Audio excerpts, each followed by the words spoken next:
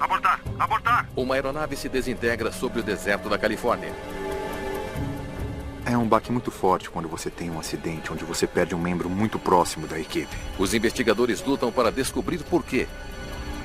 Essa é a grande pergunta que todo piloto faz. Como isso aconteceu? Houve muitas perguntas em relação ao desempenho do motor. Tudo começou a vibrar muito forte. Alerta, eu não conseguia respirar. Não poderia haver mais em jogo. É um revés enorme. Nós precisamos descobrir o que deu errado. Lançar! Sempre que você pega um objeto e você empurra o espaço, haverá risco. O futuro das viagens espaciais comerciais está na balança.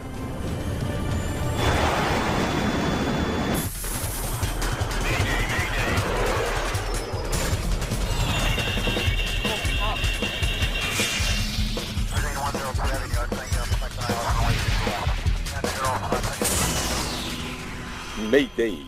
Desastres aéreos. Esta é uma história real baseada em relatórios oficiais e relatos de testemunhas. Mudando o futuro.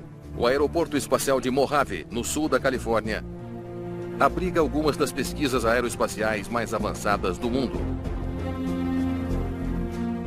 31 de outubro de 2014. Hoje, um grupo seleto de visitantes terá a rara chance de assistir a uma nova e revolucionária aeronave voar a alturas incríveis. Ela se chama Spaceship Two.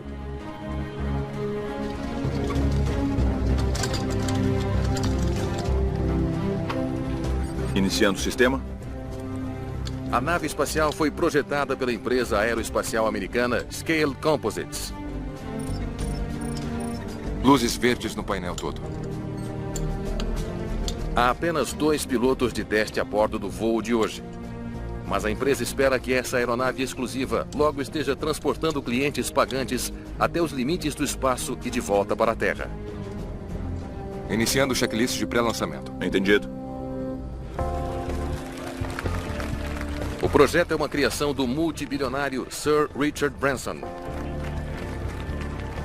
Juntos, podemos tornar o espaço acessível de uma maneira que só foi sonhada antes. 3, 2, 1. Ele vê um futuro brilhante no turismo espacial, com candidatos a aventureiros dispostos a pagar $250 mil por um assento em uma viagem de 113 quilômetros além dos laços gravitacionais da Terra. Bem, é uma emoção. E você experimenta de 3 a 4 minutos, a ausência de gravidade, você fica flutuando ao redor da cabine. É como se fosse um instantâneo do que é ser um astronauta. Centenas de clientes já reservaram um voo. Mas eles não terão seu passeio emocionante até que a Scale Composites possa provar que a tecnologia é segura. E isso está demorando muito mais do que o esperado. A empresa está 7 anos atrasada. Eles realmente não entenderam o quanto seria difícil. Até 2014, havia senso de urgência. É melhor avançarem logo ou poderemos começar a perder clientes e as pessoas perderão a fé em nós. A pressão é enorme. O futuro de todo o programa repousa sobre os ombros destes 2 pilotos de teste. Peter Siebold, de 43 anos, é um engenheiro premiado. Ele já pilotou 11 diferentes tipos de aeronaves experimentais. O seu copiloto, Mike Ausbury, de 39 anos, é também um piloto de testes experiente e engenheiro aeronáutico. Eles passaram quase 9 meses treinando para esta missão.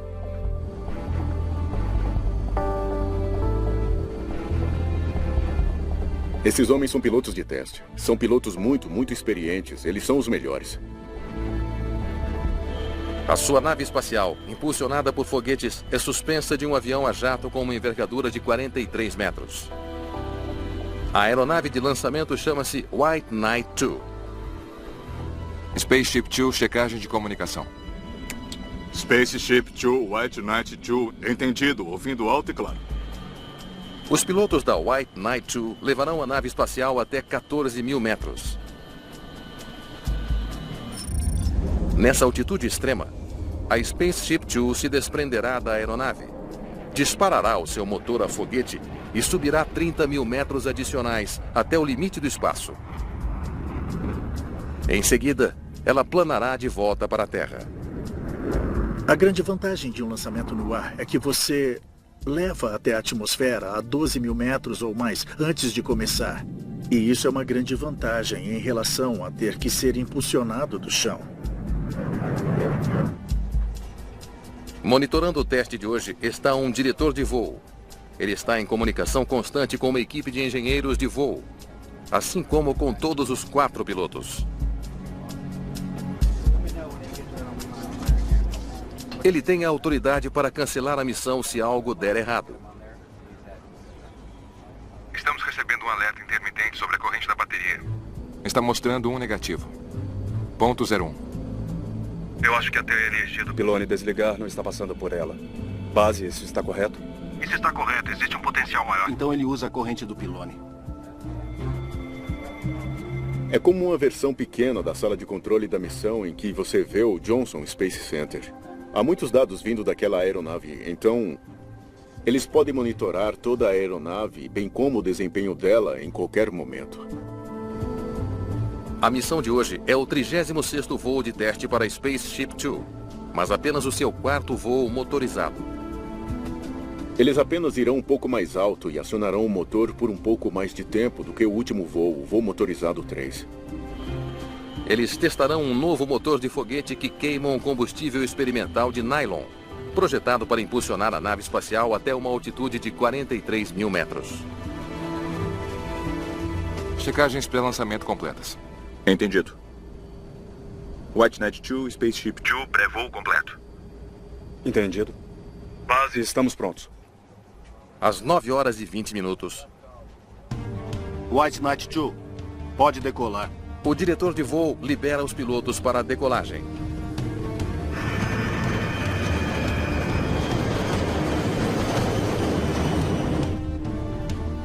O White Knight 2 e sua carga aceleram pela pista. A velocidade de decolagem é de 150 nós.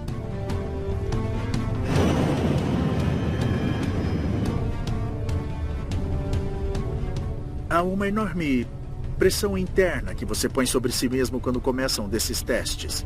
Há uma sensação de quero maximizar meu retorno nesse investimento, quero fornecer a maior quantidade de dados que eu puder aos engenheiros. Da decolagem ao pouso, o voo levará cerca de 1 hora. O comandante Seabold assumirá o manche, enquanto o copiloto Ausbury fará o monitoramento do desempenho e configurará a aeronave para o pouso. Como está o controle do sistema de pressurização? À medida que sobem até a altitude de lançamento, Uou! Um dos monitores multifunção da cabine de comando se apaga.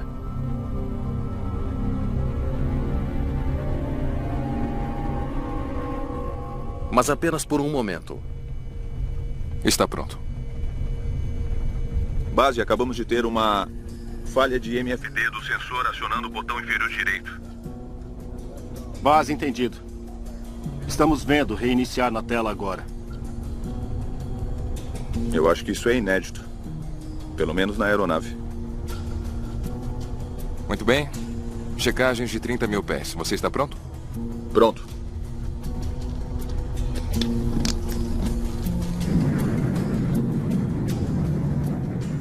Em terra, a expectativa cresce. Voos espaciais sempre foram sexys, sempre envolveram romper fronteiras e sempre envolveram aventura. E é isso que atrai as pessoas. Spaceship 2 a 2 minutos do lançamento. Você está autorizado para armar depois da liberação do pylone. Eu darei o comando. Nos minutos finais antes do lançamento, os pilotos analisam as tarefas críticas que estão prestes a realizar. Erguer o nariz, baixar o nariz, embandeiramento, desbloquear em 1.4. As coisas acontecem muito rápido. Eles não têm fisicamente o tempo para pegar a checklist e ler a checklist, porque essas coisas estão acontecendo segundo após segundo. A alfagem está boa. Lançamento autorizado. O diretor de voo libera a Spaceship Two para o lançamento. Ok. Aqui vamos nós. Muito bem. Manche. O manche está para frente. O comandante Seabold move o manche para frente para garantir que eles voarão para baixo e para longe da White Knight II após o lançamento. Armado. Luz amarela.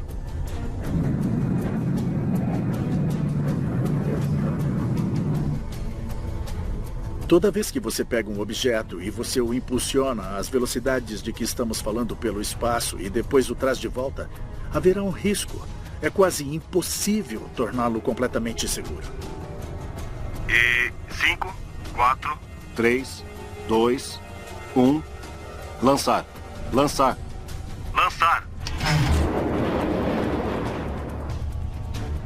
Lançamos. A Spaceship Two se desprende da White Knight II exatamente como planejado. Agora vem o verdadeiro teste. Pode esta aeronave revolucionária levar a tripulação aos limites do espaço e de volta à Terra em segurança? Enquanto a Spaceship Two se desprende de sua nave-mãe, fogo! Mike Aylesbury arma o motor do foguete experimental. Armado. Fogo! 27 mil quilos de força e empuxo os impulsionam na direção da velocidade do som. Tudo verde. A velocidade máxima da Spaceship Two é próxima de Mach 3, então 3 vezes a velocidade do som, mais de 3.150 km por hora, é muito rápido. Uhul! É uma viagem muito acidentada. Então pense na pior turbulência que você já enfrentou a bordo de um avião e em seguida amplie 10 vezes. A principal coisa que eles estavam testando foi o tempo de queima mais longo nos motores do foguete. Deveria ser uma queima de 38 segundos.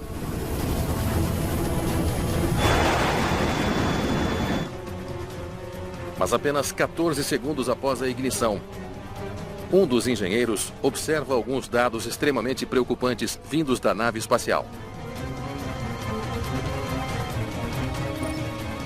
Confirmem. Abortar RCM. Abortar.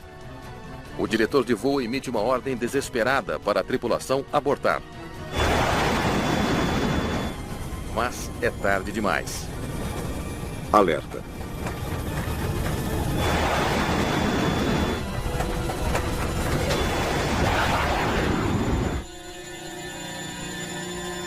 Procedimentos de emergência agora vigentes. Cartão vermelho 2. O meu marido estava assistindo de binóculos. Ele disse, isso não parece bom. E então nós vimos 2 pedaços caírem do céu. Eu tenho alguns amigos muito próximos lá e eu me perguntava sobre eles, quem estava voando, o que aconteceu. E essa é a grande pergunta que todos os pilotos fazem quando ouvem sobre um acidente. Como isso aconteceu? Procedimentos de emergência agora vigentes. Cartão vermelho 2. Iniciando o protocolo de busca, White Knight II. Incrivelmente, o comandante Peter Seabold conseguiu abrir o seu paraquedas em segurança. Ele está ferido, mas vivo. Não existe um sistema de escape de emergência. Não há uma cápsula de fuga, não há nada disso. Basicamente, não há muito que podem fazer além de torcer que os paraquedas abram. Esse é o risco. O copiloto Mike Aylesbury não tem a mesma sorte. Preso na cabine de comando, enquanto a nave se despedaçava, ele morre no acidente. Todo mundo quer ver o futuro do espaço comercial. Eles querem ver essa nova aeronave funcionando, sendo bem sucedida. E é um baque muito forte quando você tem um acidente onde você perde um membro próximo da equipe e alguém com quem você provavelmente trabalhou no dia a dia durante todo o projeto. Boa noite, começamos a sexta-feira à noite com uma mortífera explosão em pleno ar, 15 mil metros acima do deserto de Mojave, com muitas perguntas sobre como isso poderia ter acontecido. Os destroços estão espalhados por mais de 8 quilômetros de deserto. Os socorristas avistam o paraquedas de Peter Seabold e o levam às pressas para o hospital. Foi um momento doloroso. É horrível para as famílias dos pilotos de teste. É um dia horrível para a Virgin Galactic. Para as viagens espaciais comerciais é um grande revés. Nós precisamos descobrir o que deu errado e corrigir. Essa tarefa agora cabe ao Conselho Nacional de Segurança dos Transportes. Investigar acidentes espaciais não é novidade para o NTSB. Muito bem. Na sequência do desastre do ônibus espacial Columbia, em 2003, mais de 50 funcionários do NTSB ajudaram a identificar a causa da explosão.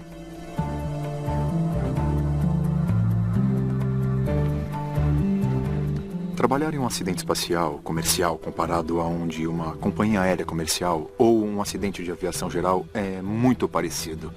Muitos dos princípios de engenharia são os mesmos. Os dispositivos que são usados são ligeiramente diferentes por causa dos ambientes em que se destinam a operar. Mas os princípios científicos básicos permanecem os mesmos. Vamos começar com o motor do foguete. Está bem. Lorenda Ward, do NTSB, é a investigadora responsável. Ela manda a sua equipe em busca de componentes do novo motor da nave espacial. O que procuramos é qualquer evidência de um incêndio em voo ou pós-choque, e nós realmente não tivemos muito fogo em si naquele acidente. Mike Bauer é investigador do NTSB e presidente do grupo de sistemas. O seu trabalho é investigar os destroços em busca de qualquer sinal de uma falha nos sistemas de bordo. Eu trabalhei em estreita colaboração com o engenheiro de propulsão e nós discutimos alguns dos itens que poderiam ter ajudado a causar o despedaçamento em voo, que poderiam ser relacionados à propulsão. A Spaceship Two é alimentada por um novo motor de foguete que queima um combustível híbrido experimental. Uma combinação de óxido nitroso e nylon. Esse motor avançado é mais eficiente, impulsionando a nave espacial para altitudes extremas, enquanto queima menos combustível. Mas as melhorias trazem risco. O novo motor tem uma maior probabilidade de explodir se o combustível não queimar corretamente. Foi isso que aconteceu nos céus sobre o deserto de Mojave?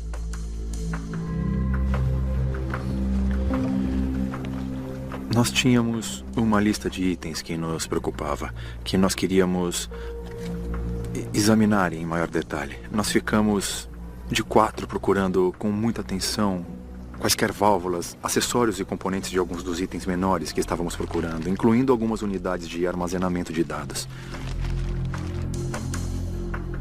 Não estou vendo nenhuma marca de incêndio no motor do foguete. A equipe busca qualquer evidência de que o motor explodiu em voo. Este é um veículo de tipo composto, mas ainda é pintado. Então você ainda veria alguma bolha na tinta. E você também poderia ver derretimento dos materiais. E não havia nada disso. Não há explosão nem fogo.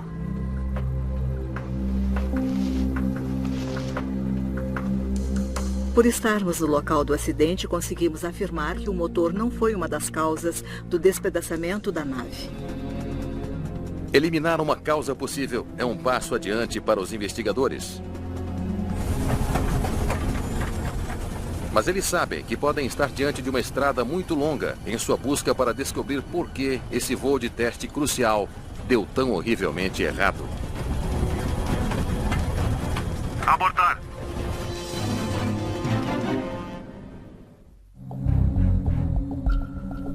Os destroços que agora se espalham pelo deserto de Mojave, na Califórnia, põem em dúvida o futuro das viagens espaciais comerciais. O NTSB precisa de respostas. O que aconteceu com a Spaceship Two durante o seu curto voo em alta velocidade? Algum sinal de problemas antes do acidente? Houve um alerta de dados.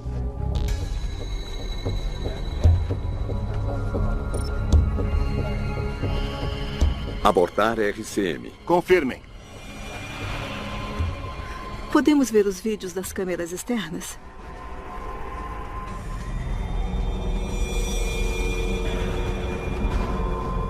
Viu aqui? O cone da cauda dobrou-se para dentro da aeronave ao longo da dobradiça do sistema de embanderamento. Estava no modo embandeirado? O modo embandeirado refere-se a uma característica que define o projeto da Spaceship Two. A aeronave muda de forma durante o voo. Depois de alcançar a altitude máxima, os pilotos articulam as asas para cima, na posição embandeirada. Isso aumenta o arrasto e diminui a velocidade da descida. A aeronave pode então cair de forma segura de volta à atmosfera terrestre, antes de planar até uma pista de aterrissagem. Assim você garante a inclinação ideal. Essa é a posição da nave espacial voltando para a atmosfera. Ao mesmo tempo, você está aumentando o arrasto para que você possa realmente estabilizar essa posição. Os investigadores têm acesso instantâneo a tudo o que aconteceu a bordo da nave espacial, graças a uma câmera de vídeo na cabine de comando. Então ele destravou o sistema de embandeiramento? Correto. Mas ele realmente o acionou? Não. Essa é a coisa mais estranha. Ninguém tocou na alavanca. Há 2 etapas para se embandeirar a nave espacial. Primeiro, os pilotos desbloqueiam o sistema de embandeiramento para que o cone da cauda possa girar sobre o eixo quando o comando for inserido. Em segundo lugar, os pilotos devem puxar a alavanca de embandeiramento para realmente acionar o cone de cauda. Então essas foram as 2 coisas que estávamos tentando conectar. Então temos o vídeo do copiloto fazendo o desbloqueio, mas nunca o vemos realmente operar o embandeirador. Mas sabemos do vídeo externo que as bandeiras se moveram. Então sabíamos que tínhamos um problema de performance ou um problema de dinâmica.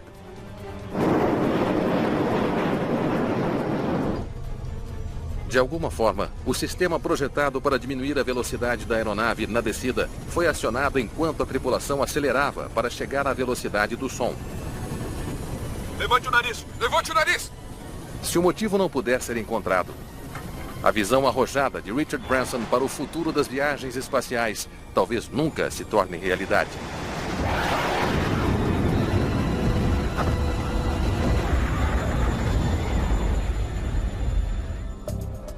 Ward e sua equipe criam uma sede improvisada para catalogar e examinar componentes recuperados do deserto. E quanto aos atuadores? Um sistema de atuadores mantém o cone da cauda no lugar até que os pilotos estejam prontos para acioná-lo. Os atuadores então estendem e movem o cone de cauda para a posição embandeirada para a reentrada. Coloque aqui. Os dispositivos são essenciais para o bom funcionamento da nave espacial. O que nós queríamos era garantir que não houvesse falhas pré-existentes dentro dos atuadores, o que poderia levar aos atuadores de embandeiramento não conseguirem manter a bandeira na configuração não embandeirada, ou causar algum movimento não comandado para a posição embandeirada. Parece que está danificada. Eles estudam a peça minuciosamente, em busca de provas de quando ela foi danificada, antes ou depois de se despedaçar no ar. Eles logo obtêm uma resposta. Alguns dos danos que percebemos foram partículas do chão do deserto, e isso indicava que aconteceu depois do evento. Danos de impacto. Os muitos danos de impacto nos atuadores e em alguns dos outros componentes estava começando a nos conduzir ao fato de que não havia uma falha pré-existente no sistema de embandeiramento antes do real embandeiramento da aeronave. Vamos dar uma olhada no resto do sistema. Começamos a nos perguntar como podemos fazer com que o sistema de embandeiramento funcione sem uma falha dentro do sistema. Nós tivemos que pesquisar muitos dados. Tínhamos uma grande quantidade de dados nas pontas dos dedos. Vamos ver isso aqui. Ok. Vamos dar uma olhada na velocidade e inclinação. Os investigadores agora estudam os dados de telemetria do voo. Como um gravador de dados de voo em um avião, a telemetria revela tanto o desempenho da nave espacial como o que os pilotos estavam fazendo durante o voo. Pare. A Spaceship Two é lançada aqui e o motor dispara. Tudo parecia bem. Em seguida, precisamos ver os comandos do piloto após a ignição. Nós conseguimos usar os dados e olhar e compará-los com o vídeo. Então, tivemos que combinar e fazer uma correlação de tempo entre o próprio vídeo e em seguida com os outros dados que ficaram disponíveis. Espere um pouco. O atuador de embandeiramento foi desbloqueado cerca de 8 segundos depois que o motor disparou. E 4 segundos depois, a Spaceship Two se despedaçou. Os dados deixam claro que, depois do lançamento, os pilotos realizaram uma série de tarefas essenciais em um período de tempo muito curto. Armado. Mas eles realizaram essas tarefas na ordem correta? E eles o fizeram nos momentos certos? Essas respostas são agora cruciais.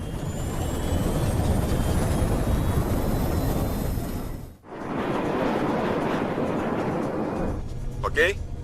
Aqui vamos nós. A duração precisa de eventos na cabine de comando pode ser a chave para entender a ruptura repentina no meio do ar da Spaceship Two. Os investigadores estão determinados a descobrir mais. Armado. Luz amarela. Eles se voltam para os engenheiros da Scaled Composites, a empresa que projetou a nave espacial. Você pode colocar aqui? Você pode ajudá-lo a limpar a mesa? Em qualquer investigação de acidentes, contamos com todas as partes para nos ajudar, porque possuem os conhecimentos necessários para entender o que os pilotos estavam fazendo naquele momento ou deveriam estar fazendo no momento do acidente. Ótimo. Então, quando eles deveriam desbloquear o sistema de embandeiramento? Entre Mach 1.4 e 1.8. Podemos ouvir de novo? Uhul! Ponto 8. Desbloqueando. Pare. Ele desembandeirou em Mach 0.8. Isso é muito cedo. Nós então olhamos para o vídeo e pudemos ver que o copiloto havia realmente desbloqueado o sistema de embandeiramento cedo demais. Não é mais seguro desbloqueá-lo em velocidades mais baixas? Não, senhora. Isso pode ser catastrófico. Isso é quando as forças ascendentes sobre a cauda são maiores. Ward descobre que quando a nave espacial está bem abaixo da velocidade do som, as forças aerodinâmicas empurram a cauda para baixo, mantendo-a no lugar. À medida que se aproxima da velocidade do som, as forças mudam, puxando a cauda para cima. Finalmente, quando a nave se move além da velocidade do som, as forças, mais uma vez, mantêm a cauda no lugar. É por isso que os pilotos são treinados para desbloquear o sistema na fase final da subida. Tudo verde. Na fase transônica, você tem uma quantidade enorme de força ascendente no cone da cauda, na cauda da nave espacial. E o sistema de embandeiramento não foi projetado para lidar com esse tipo de carga. Então, quando ele o destravou cedo, os atuadores não conseguiram manter a cauda no lugar. Os investigadores descobriram que era catastrófico desbloquear o cone da cauda a uma velocidade mais baixa. As forças aerodinâmicas puxaram a cauda para a posição acionada, o que destruiu a aeronave. Levante o nariz. Levantar o nariz. Foi uma destruição catastrófica da nave. Você não pode se recuperar disso. Não tem como tentar bloquear o embandeiramento de novo. Não se pode fazer nada da cabine de comando. O copiloto desbloqueou o sistema cedo demais. Mas por que um piloto de teste experiente como Mike Aylesbury desbloquearia o cone da cauda no momento mais mortífero possível? Abortar! Abortar!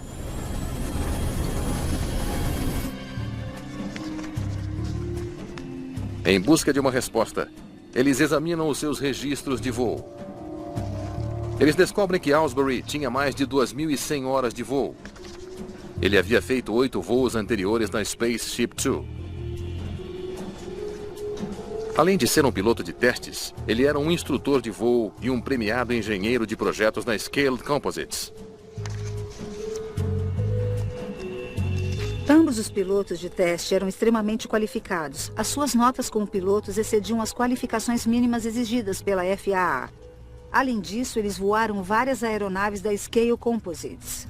Eles também participaram do projeto Spaceship One e também pilotaram o White Knight 2. Vamos conversar com o homem que estava na cabine de comando. Peter Siebold ficou gravemente ferido no acidente. Lorenda Ward quer saber se ele pode esclarecer por que seu copiloto desbloqueou o sistema de embandeiramento 16 segundos antes da hora. No seu voo, você se lembra quando o Mike destravou o embandeiramento? Não, eu não vi nada, não. Quando você soube que havia alguma coisa errada? Quando tudo começou a vibrar muito depois que o motor foi disparado.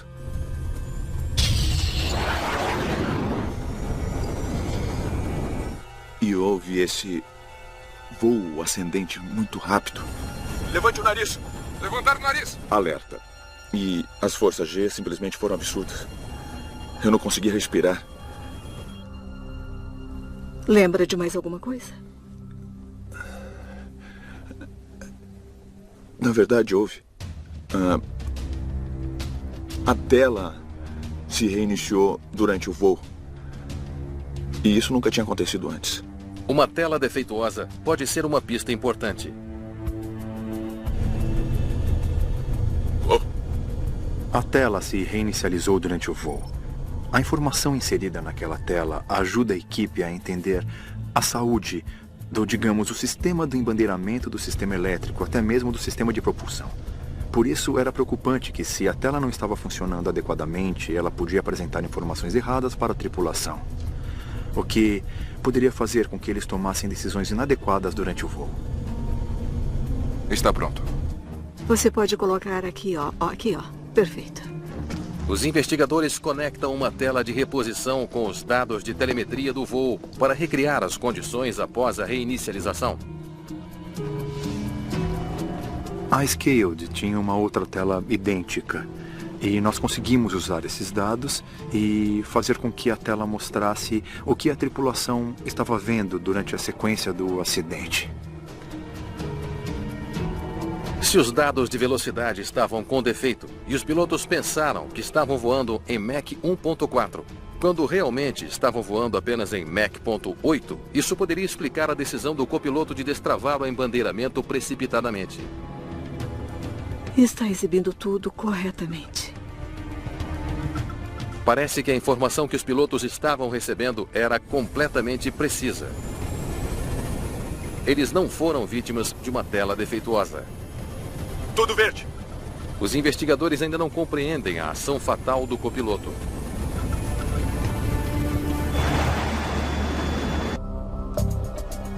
O NTSB espera descobrir se os pilotos entendiam os perigos de desbloquear o embandeiramento do cone de cauda cedo demais. Eles vasculham todos os materiais de treinamento e manuais operacionais da Scale Composites. Vamos descobrir o que disseram a eles sobre o desbloqueio do sistema de embandeiramento cedo demais. Desbloquear. Eles não encontram sequer uma menção da possibilidade mortífera. Não há nenhum aviso sobre o desbloqueio após a separação. O que a ficha de dados do teste de voo diz? Muito bem. Checagem de 30 mil pés. Está pronto? Pronto. Para cada missão de teste, os pilotos recebem um cartão de teste de voo. Ele inclui informações sobre o veículo de teste, a missão que está sendo realizada e o que os pilotos precisam fazer durante cada fase do voo. É a bíblia de qualquer voo de teste. Desbloquear embandeiramento em 1.4. Desbloqueio o embandeiramento uma vez que o veículo atinja Mach 1.4. A ficha de dados. Mas não diz nada sobre fazê-lo antes disso. Não havia nenhuma anotação que dissesse que se você abrisse cedo poderia haver uma falha catastrófica na nave. Não havia nada que indicasse que se destravasse antes poderia perder a nave. Quando foi isso? Elas descobrem apenas 2 referências escritas sobre perigos de destravar o embandeiramento precocemente. Um e-mail de 2010 e um slide de apresentação de 2011. Só isso. Elas só encontraram um e-mail e uma apresentação no PowerPoint de 4 anos antes, então isso não seria a coisa mais importante na mente dos pilotos. É possível que eles realmente não entendessem os riscos. A doutora Catherine Wilson, do NTSB, é especialista em análise de desempenho humano. Uma coisa que ficou evidente para os investigadores foi o fato de que a natureza catastrófica desse tipo de erro não foi enfatizada no treinamento ou nos manuais. Os investigadores têm algumas perguntas para as pessoas que projetaram a nave espacial. Por que não existe um mecanismo de segurança para o bloqueio do embandeiramento? Nós não achamos que precisávamos de um. Ao conversarmos com alguns dos engenheiros, descobrimos que eles nem sequer consideraram as limitações humanas ao projetar o sistema e, portanto, não incluíram quaisquer redundâncias que impedissem um único erro humano que levaria a um resultado catastrófico. Os pilotos devem conhecer a missão profundamente. Eles os colocam em um nível mais alto do que um piloto normal ou um piloto de aviação comercial. Em geral, eles sentiram que o piloto de teste de voo seria capaz de atuar perfeitamente todas as vezes. Não é de admirar que eles não esperassem erros. Os registros de treinamento mostram que o copiloto fez 112 voos em simulador para esta missão. Mac.8. Arfagem? O treinamento do simulador foi extremamente importante para esses pilotos. Permitiu a eles testar todos os cenários possíveis e a ficarem confortáveis com cenários antes de entrarem na aeronave real. Esses pilotos em particular estiveram no simulador cerca de 14 vezes nos poucos meses que antecederam o acidente. Estavam muito familiarizados com o que as fichas de testes diziam e os procedimentos que deveriam seguir. Nunca o copiloto desbloqueou o embandeiramento antes? Espere um pouco. Os registros revelam que, embora Aylesbury nunca tenha cometido erro fatal no treinamento, em uma ocasião, ele cometeu um erro diferente. Ele destravou o embandeiramento muito tarde. 12 graus. Embandeiramento desbloqueado. 14 graus. Abortar missão. Abortar missão. Para garantir que o sistema de embandeiramento funcione adequadamente, a missão seria abortada se não fosse desbloqueado até Mach 1.8. Se não desbloqueassem até 1.8, o voo teria sido abortado. E nós vimos nos dados da sessão no simulador que o copiloto havia desbloqueado tarde demais. Então ele tem que fazer isso antes de chegar a Mach 1.8. Se ele atrasar, a missão é abortada. Abortar uma missão não é fatal. Mas os investigadores se perguntam, esse erro no treinamento meses atrás desempenhou algum papel no acidente?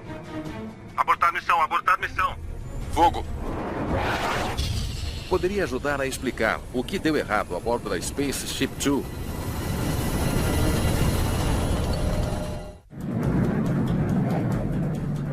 "14 segundos desde a ignição do foguete até a destruição total.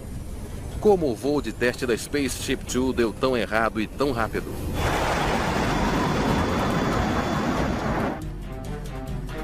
O NTSB revisa a checklist dos pilotos em busca de pistas. Ligue para 0.8 Mach. Puxe as configurações dos estabilizadores.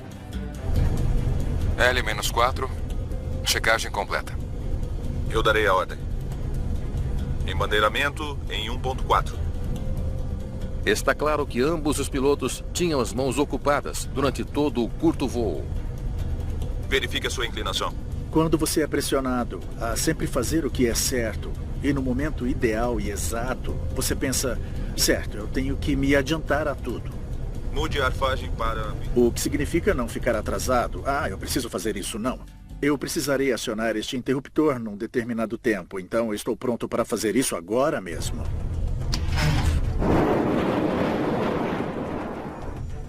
É essa pressão para fazer as coisas no momento exato que leva você a tentar se preparar.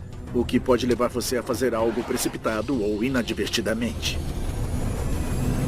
Os investigadores acreditam que a pressão em relação ao tempo pode ser uma das razões pelas quais Mike Aylesbury decidiu desbloquear o sistema de embandeiramento cedo demais. Se eles não desbloquearem o mecanismo embandeiramento em Mach 1.8, então o voo é abortado. Então, obviamente, isso pesará sobre a cabeça do copiloto. Ele queria tirar isso do caminho. Então eles fazem outra descoberta. Posso ver o vídeo do simulador de novo?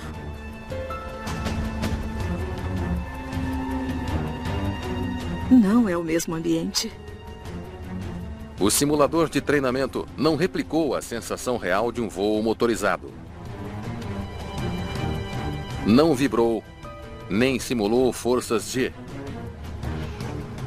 Então, é diferente estar no veículo real do que estar no simulador. E, embora você pense que está no simulador quando você é lançado, você percebe que é diferente. Você está sendo movido de uma forma diferente. Tudo verde.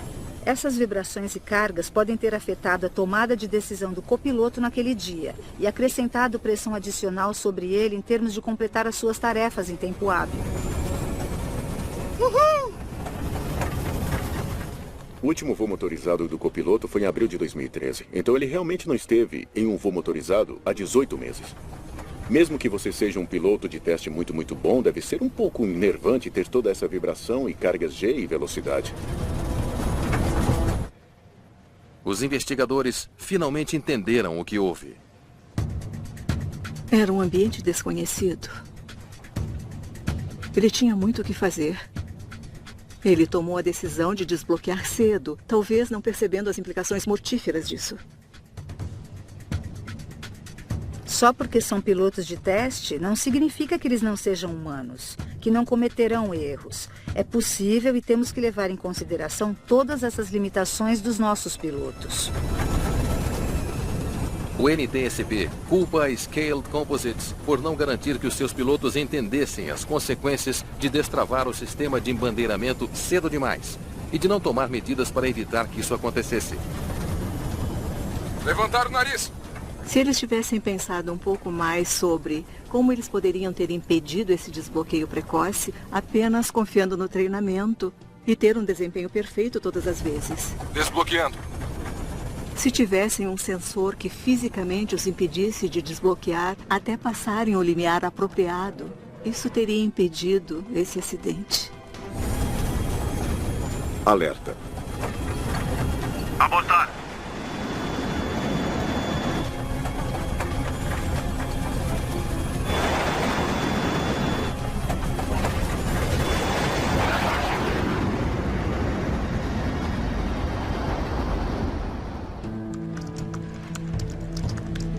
Em seu relatório final, o NTSB afirma que a causa provável do desastre do voo de teste foi uma falha por parte dos engenheiros de projeto para criar uma proteção contra a possibilidade de que um único erro humano pudesse levar a uma catástrofe. Sempre que você põe humanos no circuito, você tem o potencial de um erro humano. Sempre será o caso. Não importa o quão bem você projete o sistema, esse sempre será o caso. Como eu disse, estamos falando sobre alguns dos melhores pilotos do mundo e ele cometeu um erro. Costumávamos dizer que o manual da Marinha para operar o F-14 estava escrito em sangue porque cada vez que houve um acidente, alguém comentava, deveríamos ter dito isso às pessoas. Não dissemos, mas nós vamos dizer agora. E você aprende as lições da maneira mais difícil. Aprendemos com essa situação e nós construiremos uma segunda nave espacial. Nós nos certificaremos de que ela é 100% segura e vamos completar o que começamos e acho que vamos fazer uma diferença radical neste mundo.